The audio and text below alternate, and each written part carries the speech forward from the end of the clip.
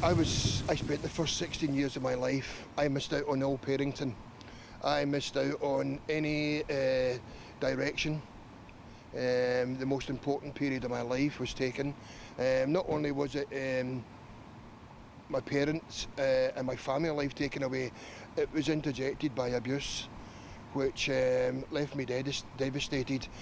I'm now 60 years of age and I still suffer from PTSD. Over the years, also with a lot of heavy addictions and alcohol abuse, I developed many mental health issues, various personality disorders.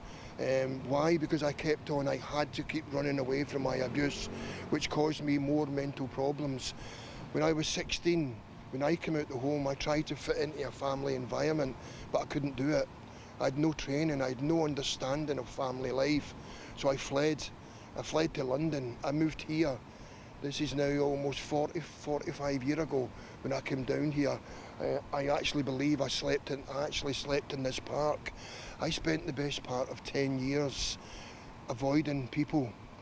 I became a social misfit and a social outcast because of what happened to me as a child. This obviously had a devastating effect on my mental health, you know, but at the same time, I learnt to be a survivor. You know, I had to steal, I had to beg to get money. I had to do whatever I could to get money. I have many memories of young children turning up in London as young as 12, 13, 14. And all these children had to their possession was a rucksack. And in that rucksack, every one of them had the same thing: a change of clothes and family photos. Many of them were running away from abuse themselves. Many of them became my friends, or I tried to be friends, but again, relationships were so difficult. What ended up happening is, I would see so many of these children disappear. Many times I would see cars turn up, very posh cars, posh people inside, and young children getting in, never to be seen again. This has an effect on you your whole life. We have survivors of historical child abuse inherently have problems dealing with any form of authority.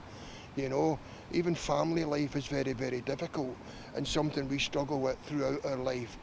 When I was in London, I was bonding with people who were addicts, people who had the same backgrounds as myself.